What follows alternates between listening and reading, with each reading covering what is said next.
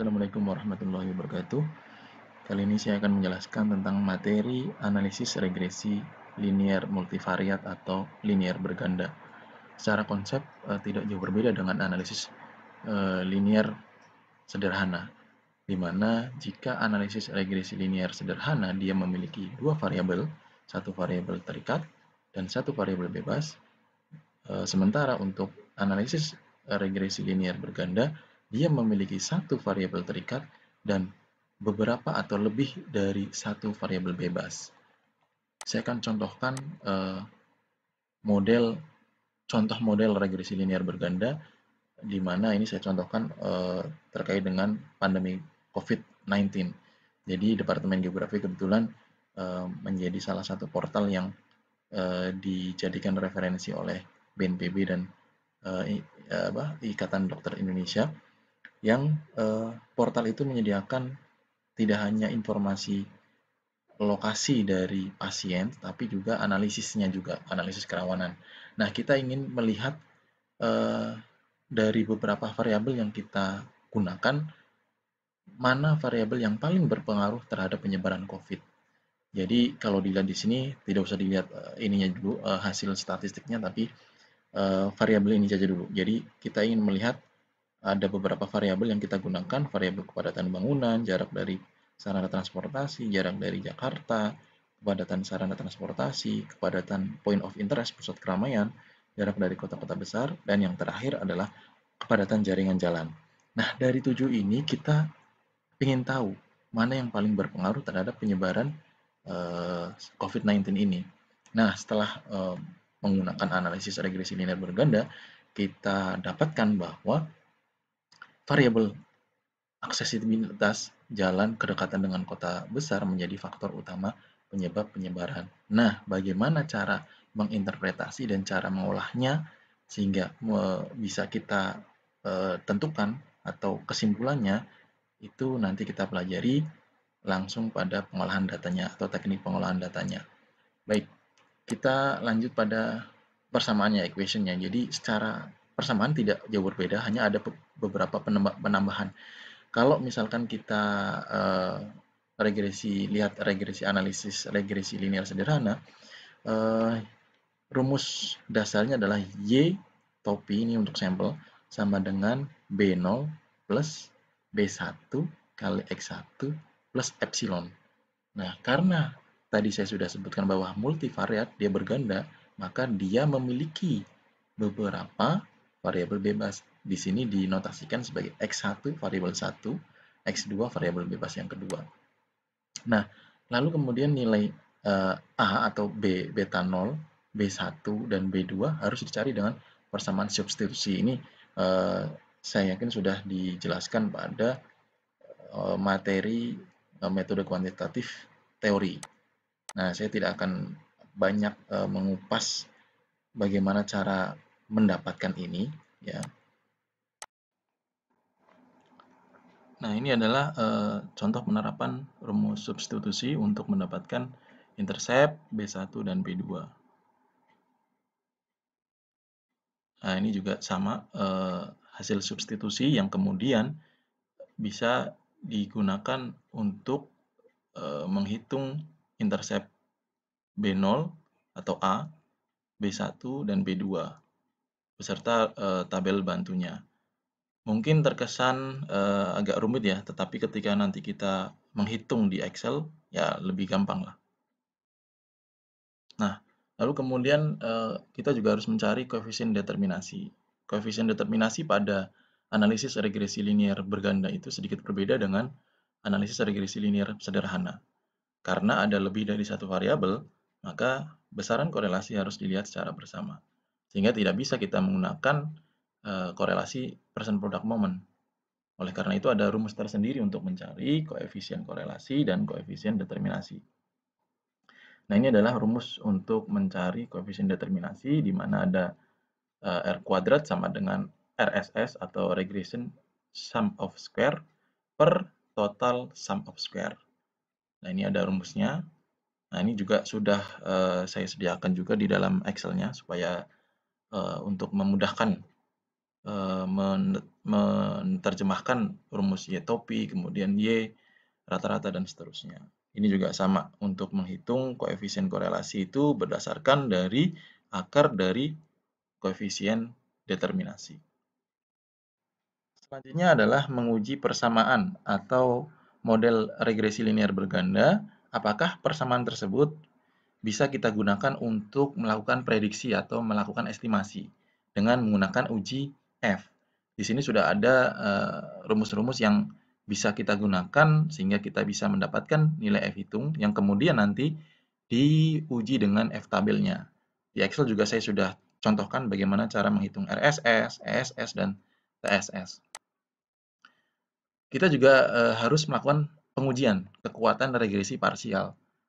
Bahwa tadi di dalam regresi linear berganda kita memiliki lebih dari satu variabel bebas, maka besaran korelasinya masing-masing antara variabel bebas 1 atau X1 dengan Y atau variabel terikatnya dan variabel bebas 2 atau X2 dengan variabel terikatnya atau Y. Nilainya tersendiri-sendiri. Dihitung dengan rumus percent product moment secara terpisah. Nah, karena koefisien korelasi yang berbeda-beda tadi memiliki nilai berbeda, maka dalam model perlu mengetahui variabel bebas mana yang paling dominan atau yang lebih dominan atau lebih kuat daripada variabel bebas lainnya. Nah, di sini sudah ada rumus untuk menghitung koefisien korelasi dari masing-masing variabel bebas. Misalkan variabel bebas B1 sama dengan koefisien regresi dari variabel bebas 1 atau B1 dikalikan dengan simpangan variabel atau nilai observasi dari variabel bebas 1 per simpangan dari variabel terikatnya. Nah, ini juga ada rumusan hipotesisnya. H0 diterima jika koefisien korelasi dari variabel bebas J atau variabel bebas 1 atau variabel bebas 2 sama dengan 0 atau variabel bebas X1 tidak mempengaruhi variabel terikatnya atau Y. H1 atau H alternatif diterima jika variabel atau koefisien variabel bebas 1 atau koefisien variabel bebas 2 tidak sama dengan 0 atau berarti X1 atau variabel 1 mempengaruhi variabel terikatnya. Nah, kita langsung saja pada contoh soal di mana saya sudah upload juga ya file Excel-nya, yaitu kita lihat di sheet 4, di mana ilustrasi soalnya seperti ini, bahwa pengelola ekosistem permukiman melakukan kajian terkait penurunan muka air tanah di wilayah kerjanya. Dia melakukan pengukuran muka air tanah pada 33 sumur warga yang ada di wilayah kerjanya. Dia menduga penurunan muka air tanah di wilayah tersebut fluktuasinya sangat dipengaruhi oleh ekstraksi berlebihan oleh kegiatan industri dan penduduk yang tinggal di wilayah tersebut. Berdasarkan data pada sheet 4, buktikan bagaimana model air tanah tersebut terbentuk. Pembahasan dan kesimpulan yang mampu menjawab beberapa pertanyaan berikut. Nah, ini pertanyaan-pertanyaan ini merupakan bagian yang tidak terpisahkan dari serangkaian tahapan untuk menganalisis regresi linear berganda. Nah, pembahasan ya. Pengolahan data untuk regresi linear berganda tidak dapat dilakukan di Excel, sehingga harus menggunakan SPSS. Namun demikian, di saat ujian berlangsung, terutama nanti pas ujian teori atau UAS teori, tahapan pengerjaan tetap dilakukan. Nanti ada tahapan-tahapan yang saya jelaskan di slide berikutnya. Nah, rumus tetap ditulis, konstruksi tabel tetap dilakukan, berikut isinya terutama angka-angka penting seperti jumlah, min, nilai rata-rata, nilai simpangan, jumlah data, nilai degree of freedom, dan sebagainya. Bahkan konstruksi substitusi untuk mencari nilai A, B1, dan B2 tetap dilakukan, seperti pada slide 41. Sehingga sebetulnya di sini penting mempelajari tahapan manual dalam pengerjaan regresi linear. Nah, ini adalah tahapan-tahapan menjawab soal yang sebelumnya. Jadi yang pertama, tetap ya kita tentukan variabel dependen terikat dan variabel independen variabel bebasnya. Dalam hal ini, variabel terikat merupakan penurunan muka air tanah dalam satuan meter. Variabel bebasnya X1 jumlah penduduk, X2 adalah jumlah industri besarnya. Lalu tahapan yang kedua kemudian adalah bagaimana hubungan variabel terikat terhadap variabel bebasnya. Hubungan ini dinilai dari korelasinya. Karena data interval dengan data rasio bentuknya, maka kita menggunakan rumus percent product moment. Semua regresi linear mensyaratkan penggunaan data dengan tipe interval atau rasio atau scale di dalam SPSS. Selanjutnya adalah langkah ketiga, mencari koefisien korelasi dan koefisien determinasi, serta apa arti angka tersebut. Nah, tadi sudah dijelaskan di depan secara manual rumus koefisien determinasi seperti ini ya. Nah, jika kita menggunakan SPSS nanti misalkan hasilnya R square atau R kuadrat sama dengan 40,3%.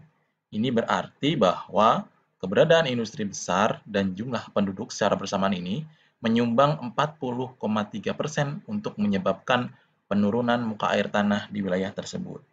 Sementara untuk koefisien korelasinya, misalkan menghasilkan R sama dengan 0,6. Ini berarti bahwa besaran permukaan air tanah berkorelasi sebesar 0,6 terhadap gabungan antara jumlah penduduk dan jumlah industri besarnya. Lalu kemudian yang keempat adalah merumuskan hipotesis dan menentukan risiko kesalahan dalam pengambilan keputusan. Di sini rumusan hipotesisnya H0 sama dengan model tidak memenuhi persyaratan linear. Alternatifnya, model memenuhi persyaratan linear. Taraf kepercayaannya 95% dengan alfa, standar error-nya 5%. Konstruksi keputusan, ada dua ya. Jadi kalau misalkan kita mau menggunakan F-tabelnya boleh, menggunakan P-value-nya juga boleh. Misalkan uji perhitungan F-tabel dan F-hitung, H0 diterima sama dengan jika F-hitung kurang dari F-tabel. H1 diterima atau alternatif diterima jika F-hitung lebih besar atau sama dengan F-tabel. Ketika kita menggunakan P-value, maka H0 diterima jika P-value-nya lebih dari 5%.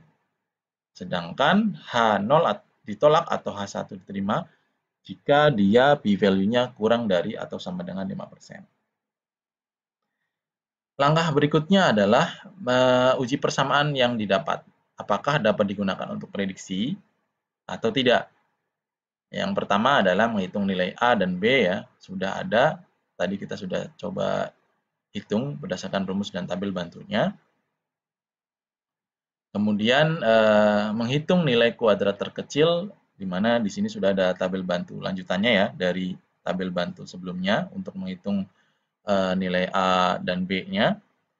Masukkan nilai Y topi dengan memasukkan hasil perhitungan Y dari nilai X tiap data. Nah ini sudah ada ya di dalam Excel-nya contoh untuk perhitungan ininya. Lalu kemudian baru menguji persamaannya dengan uji F hitung dan F tabelnya. Atau jika kita menggunakan output SPSS, kita bisa menggunakan nilai p-value-nya atau signifikansinya. Nah, ini adalah contoh ketika kita mengolah atau menganalisis regresi linear berganda dengan menggunakan SPSS. Yang pertama, siapkan judul kolom pada variable view, ya, jendela variable view, di mana di situ ada 4 region, turun atau penurunan penduduk dan jumlah industri besarnya. Lalu kemudian jangan lupa di sini diberikan label untuk menerjemahkan apa arti dari kolom region, apa arti dari kolom turun, dan apa arti kolom penduduk dan industri, IND. Lalu juga di sini ada measurement, jangan lupa, di mana region itu nominal, ya, bukan menunjukkan angka atau scale, interval, dan rasio. Nah, sementara untuk yang penurunan muka air tanah, penduduk, dan jumlah industri besar kita gunakan scale. Lalu copy paste data di Excel ke dalam SPSS. Pastikan semua data tersalin dengan baik. Lalu kemudian kita masuk ke menu Analyze, Regression, Linear. Kemudian muncul ya variabel-variabel yang kita sudah buat. Nah, variabel yang dependent kita munculkan penurunan permukaan air tanah masuk ke dalam kolom dependent. Ya kan? Kemudian jumlah penduduk dan jumlah industri besar kita masukkan ke dalam variabel bebas atau independent. Lalu kemudian klik statistik, kemudian checklist, jangan lupa checklist di model fit dan deskriptif. Kemudian continue, kemudian OK. Nah, ini adalah output dari hasil pengolahan SPS ya. Jika dilihat di dalam statistik deskriptifnya, tabel deskripsi data, besaran simpangan, dan nilai pusat sudah ada di sini. Mulai dari standar deviasi dan jumlah datanya. Lalu kemudian pada kolom correlation, nah di sini ada tadi sudah korelasi parsial ya yang sudah dijelaskan sebelumnya. Jadi di sini ada signifikansinya ya, signifikansinya 0,0 antara jumlah penduduk dengan penurunan muka air tanah dan signifikansinya 0,001 antara jumlah industri dan penurunan muka air tanah. Jadi keduanya memiliki hubungan yang berkorelasi ya dengan nilai korelasi koefisien korelasinya sebesar 0,62 untuk jumlah penduduk terhadap muka air tanah dan 0,505 jumlah industri besar terhadap penurunan muka air tanahnya. Kedua variabel X1 dan X2 masing-masing memiliki korelasi dengan Y ya. Karena kita lihat dari p-value-nya atau signifikansinya. Ini nilainya, ya kan? Kemudian output yang lain. Di sini ada variabel enter atau variabel masukan, keterangan metode regresi yang digunakan atau enter method. Nah, tabel ringkasan atau model summary-nya cek di bagian R-nya atau nilai korelasi keseluruhan dan juga cek bagian R-square-nya atau koefisien determinasi. Besaran korelasi bersama ya antara jumlah penduduk dan jumlah industri terhadap variabel terikatnya penurunan muka air tanah sebesar 0,6. Jadi nggak jauh beda dengan korelasi parsial sebetulnya ya, tidak terlalu jauh. Kemudian kalau kita lihat di R-square-nya, koefisien determinasi bersama memiliki nilai 40,3% atau 0,403. Ini berarti bahwa penurunan muka air tanah 40,3% dipengaruhi oleh keberadaan industri dan jumlah penduduk. Sementara 50,7%-nya dipengaruhi variabel yang tidak diteliti. Nah, ini adalah output lain ya di tabel ANOVA-nya untuk menguji F-nya ya, apakah persamaan regresinya bisa kita gunakan untuk melakukan prediksi atau estimasi. Cek di bagian F-nya atau GF-nya dan signifikansinya. Nah, di signifikansinya di sini nilainya 0,0 sehingga kita bisa tentukan bahwa dia p-value-nya atau signifikansinya kurang dari 0,05 sehingga kita simpulkan bahwa persamaan tersebut bisa digunakan untuk melakukan prediksi dan estimasi. Kan? Ini untuk menjawab pertanyaan atau poin di poin 8. Bagaimana jika tidak bisa menggunakan atau tidak bisa menerima H1 atau H0 sama dengan p-value-nya lebih dari atau sama dengan 5%, maka model tidak linear atau persamaan model yang diperoleh tidak bisa digunakan untuk melakukan prediksi atau tidak bisa menjawab poin 8. Nah, ini adalah output lain, dilihat dari koefisien ya. Ini untuk membangun model. Perhatikan pada kolom B untuk nilai koefisien A atau intercept, koefisien regresi untuk variabel bebas 1 dan koefisien regresi dari variabel bebas 2. Di mana interceptnya 1,618, kemudian variabel atau koefisien regresi dari variabel 1 jumlah penduduk itu 0,624 dan koefisien regresi dari variabel B2 jumlah industri besar sebesar 0,011. Sehingga bentuk model linearnya yaitu Y topi sama dengan 1,618 plus 0,624 kali X1 plus 0,011 kali X2. Atau diterjemahkan penurunan muka air tanah sama dengan 1,618 plus 0,624 kali penduduk plus 0,011 kali industri. Oke, kita lihat di kolom lainnya. Di sini ada kolom T dan signifikan ya. Perhatikan, jika berdasarkan p-value-nya atau nilai signifikansinya, yang paling berkontribusi secara parsial terhadap variabel terikatnya adalah jumlah penduduk, karena p-value-nya atau signifikansinya kurang dari 0,05. Sementara untuk jumlah industri besar, p-value-nya 0,343 atau lebih dari 0,05. Sehingga variabel jumlah industri besar harus keluar dari model untuk menciptakan model yang paling bagus. Sehingga proses analisis diulang tanpa menggunakan variabel jumlah industri besar. Jadi hati-hati ya dengan nilai T-nya. Nah, ini ada caranya ya. Cara seperti kita menggunakan linear biasa, linear sederhana. Jadi satu variabel terikat, satu variabel bebasnya. Kemudian ulangi proses hingga mendapatkan output baru. Atau juga bisa menggunakan metode stepwise. Jadi tetap menggunakan dua variabel bebasnya, tapi kita ganti stepwise-nya. Stepwise ini untuk mencari model yang paling bagus atau paling fit untuk model regresinya. Nah, ini adalah output dari dua metode ya. Kalau tadi metode yang kita hilangkan T yang tidak signifikan, sementara ini adalah menggunakan metode stepwise. Jadi tetap memasukkan dua variabel bebas, namun pada akhirnya juga hasilnya sama dengan yang kita keluarkan variabel T yang tidak signifikan. Nah, ini kemudian hasil dari model yang bagus ya atau stepwise-nya. Jadi Y sama dengan 1,577 plus 0,767 kali X1. Dalam hal ini adalah penduduknya.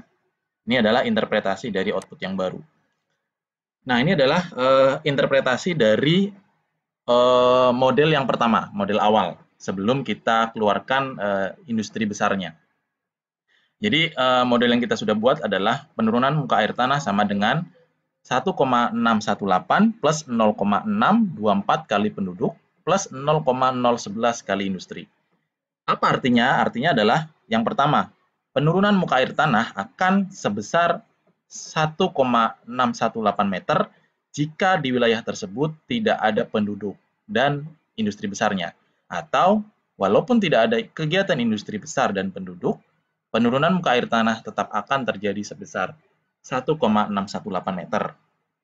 Penurunan muka air tanah akan meningkat sebesar 0,624 meter jika terjadi penambahan penduduk sebesar 1.000 jiwa. Ya, sementara variabel lainnya konstan. Ini perhatikan satuannya. Kalau tadi di SPSS di dalam data variabel hanya 6 atau 7 atau 8, itu sebetulnya dalam satuan 1.000 jiwa. Kemudian, penurunan muka air tanah akan meningkat sebesar 0,011 meter jika terjadi penambahan satu kegiatan industri, sementara variabel lainnya konstan. Nah, ini interpretasi dari model stepwise, di mana kita tuliskan penurunan muka air tanah sama dengan 1,577 plus 0,767 kali penduduknya. Ini berarti bahwa penurunan muka air tanah akan sebesar 1,577 meter jika di wilayah tersebut tidak ada penduduk. Atau walaupun penduduk tidak ada, penurunan muka air tanah tetap akan terjadi sebesar 1,577 meter. Nah, penurunan muka air tanah akan meningkat sebesar 0,767 meter jika terjadi penambahan penduduk sebesar 1.000 jiwa. Ya, tetap ya, perhatikan satuannya. Nah, ini adalah soal tambahan di dalam sheet 3, di dalam file Excel yang saya upload. Ini nanti teman-teman lakukan untuk tugas ya, untuk sheet 3 ini. Terima kasih. Nanti kita lanjutkan materi selanjutnya adalah analisis regresi linier untuk dummy variabel. Assalamualaikum warahmatullahi wabarakatuh.